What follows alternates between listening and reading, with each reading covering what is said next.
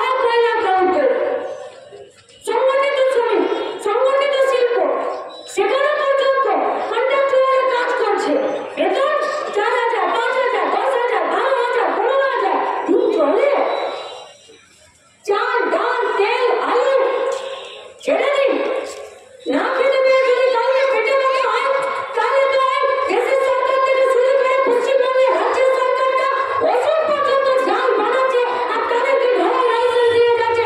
আর সেই জাল ওষুধ আমাদের হসপিটাল থেকে শুরু করে আমাদের বাচ্চারা বিক্রি হচ্ছে। আছে কারো নজর? করুন না, যা খুশি রাজনীতি করুন, যে দিকে খুশি চলে যান, সকল রাজনৈতিক হয়ে যান। জাল ওষুধের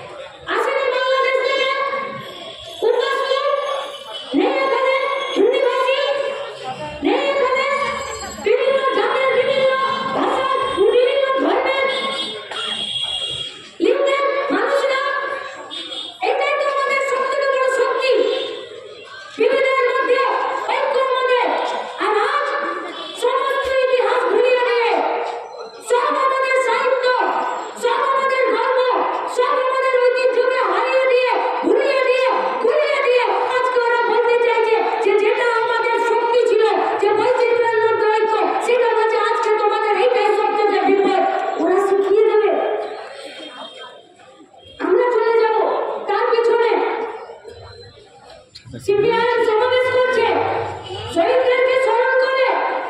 কেন? গোটা পশ্চিমবঙ্গ ভারতবর্ষকে গড়ে তোলার জন্য, প্রান্তিক মানুষের হাতে ক্ষমতা দেওয়ার জন্য, মানুষ যাতে নিজের মতো করে নিজের পছন্দ মতো বাঁচতে পারে গণতান্ত্রিক পরিবেশে, তার জন্য প্রাণ দিয়েছে। শুধুমাত্র 70-এর দশকে আধা বেশি সন্ত্রাসে 2007 থেকে ফিরে পশ্চিমবঙ্গে মানুষ কমের বদলিয়া শুরু হয়নি। কবি সুমন বলে একটা লোক আছে না, গান গায়, বলতো না সকালবেলা পেপার খুলে যে প্রত্যেক দিন খবরের কাগজের সঙ্গে চায়ের কাপে প্রথম চুমুক দিয়ে যদি একজন সিপিএমের লোকের গলা কাটার খবর না পায়, চায়ের আমিষটা ঠিক আসে না, বলেনি? আর আজ গোটা পশ্চিমবঙ্গের কৃষকদের সুইসাইড হচ্ছে। আমেজ পাচ্ছেন তো? প্রত্যেকটা দিন এ পশ্চিমবঙ্গে আমাদের গ্রামের, আমাদের শহরে, আমাদের জেলার ছেলেগুলো মেয়েগুলো সব কাজের টানে পেটের টানে বাইরে রাজ্যে চলে যাচ্ছে। কোনো নিরাপত্তা নেই। কোথায় যাচ্ছে, কি খাবে, কোথায় থাকবে, কি কাজ করবে, আদৌ পয়সা পাবে কিনা, পুলিশের ঝামেলায় পড়বে নাকি আরপিএফ পাবে নাকি ভাষাকে নিয়ে ধর্মকে নিয়ে সেখানকার যারা মৌলবাদী আছে তারা আমাদের কেউ জানে না, কিন্তু খেতে হবে। কেন? পশ্চিমবঙ্গের খাবার জোগাড় নেই, পশ্চিমবঙ্গের কাজের জোগাড় নেই। চলে যাচ্ছে, মরে যাচ্ছে না আমাদের পাড়ার, আমাদের গ্রামের, আমাদের রাজ্যের ছেলে মেয়েগুলো। কেউ 6তলা 8তলা বিল্ডিং এর রং চুন করতে গিয়ে পড়ে যাচ্ছে, মরে যাচ্ছে। ডেড বডি কিসে আসবে কেউ জানে না। কারো পা ভেঙে যাচ্ছে, কারো মাথা ভেঙে যাচ্ছে, কি করে আসবে, কি করে ফিরবে, কারো কোনো চিন্তা ভাবনা নেই, কোনো চিন্তা ভাবনা নেই। পুলিশের খপ্পরে পড়ে গেছে, একটা ঝামেলায় পড়ে গেছে, শুধুমাত্র লুঙ্গি পরে বলে মার খাচ্ছে, শুধুমাত্র বাংলাতে কথা বলে মার খাচ্ছে, শুধুমাত্র সেখানে তার টাইটেল মুসলিম বলে, ইসলাম বলে, সেখানে মার খাচ্ছে। আরো কোনো আছে শুনেছেন? কোনোদিন সন্ধ্যাবেলা টিভিতে 1 ঘন্টা 2 ঘন্টা 5 ঘন্টা 25 মিনিট 5 মিনিট 3 মিনিট 1 মিনিট কোনো কথা বলে, সেখানে একটা বার কথা বলছে? একটা বার গোটা দেশের সাধারণ মানুষ মিলে একসাথে ঠিক করলো যে আমাদের 100 দিনের কাজ চাই। কেন? কলকারখানা বন্ধ হচ্ছে, 7,000 কোটি টাকার বাজার তৈরি হয়েছিল পশ্চিমবঙ্গে।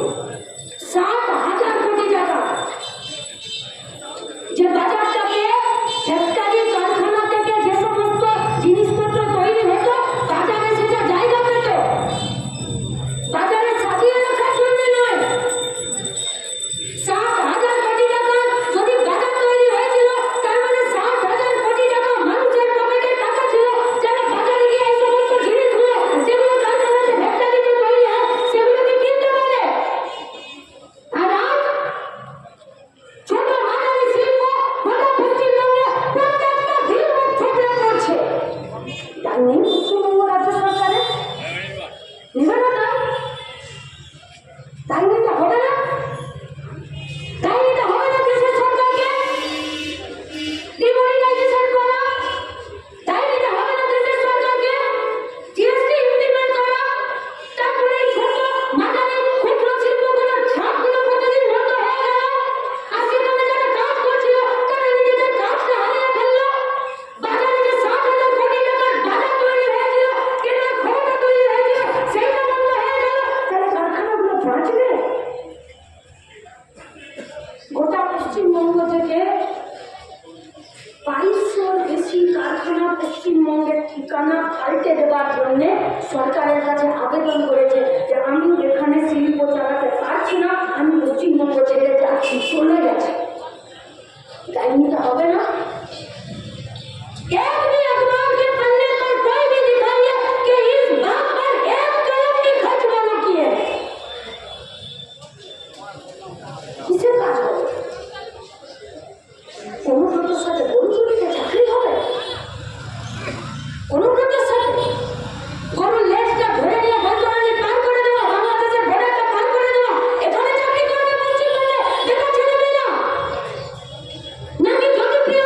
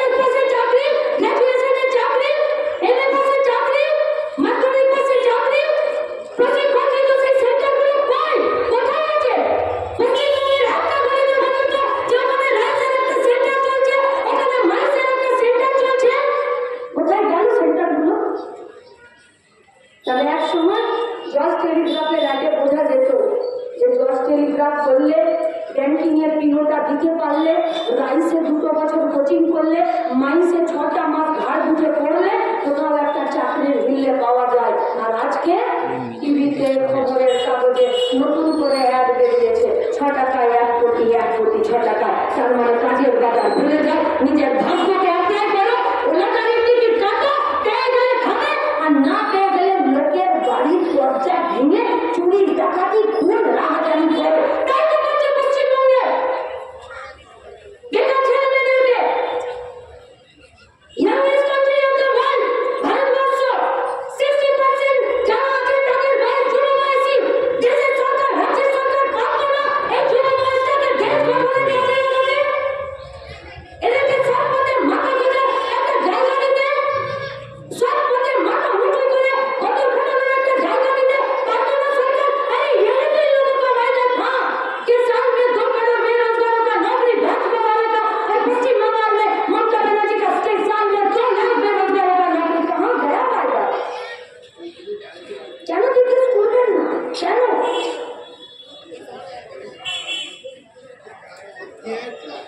বললো মরার পরে একটা ডেড বডি যখন হয় তখন তার আর কোনো বিচার করার ক্ষমতা থাকে না, সে আর কোনো প্রশ্ন করতে পারে না। আর যে মানুষ কোনো বিচার করতে পারে না আর কোনো প্রশ্ন করতে পারে না, তার মানে সে ডেড বডি থেকে আলাদা সিদ্ধান্ত নিতে আমাদেরকে হবে যে আমরা প্রশ্ন করবো নাকি মহা মানুষের মতন কাজ করে থাকবে। বড় বিপদে আছে দেশ মানে টিভির পর্দায় পিছনে তেরঙ্গার ব্যাকগ্রাউন্ড লাগিয়ে আর কিসের কুসুম বলে চেঁচানো নয়। দেশ মানে কিছু ফাইটার প্লেনের সামনে আসুন দেখুন লাখ ভোট কি হয়ে যাবে তার জন্য হ্যান্ডকাপের চিৎকার মানে দেশ নয়।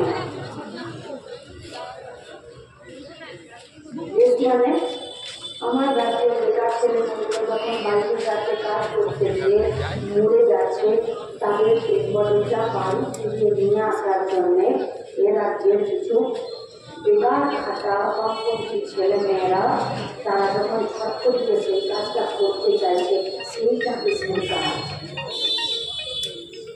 দেশ মানে কোনো টোটো চালক যদি গাড়িটাকে পাড়ার ভেতরের রাস্তা থেকে হাইওয়েতে চাপিয়ে দিয়েছে বলে সিভিকরা নিজেদেরকে আইএসআইপিএসের ব্যাটাবেটি ঝেড়ে ঝেড়ে আর তার চাকাটা ফুটো করে দিচ্ছে, সেই টোটো চালকটার সঙ্গে দাঁড়িয়ে থেকে পুলিশের সাথে মুখোমুখি কোশ্চেন করাটা যে তোমার কি পথ আছে তুমি বলো তুমি চাকাটা ফুটো করে দিলে, এই প্রশ্ন করাটার মানে হলো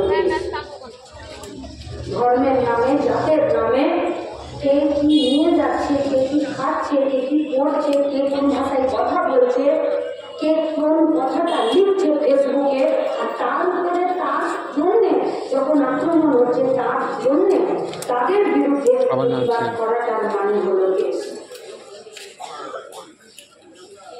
8,000 স্কুল বন্ধ করে দিয়ে 22,000 মদের দোকান খোলার বিরোধিতা করার মানে হলো দেশ।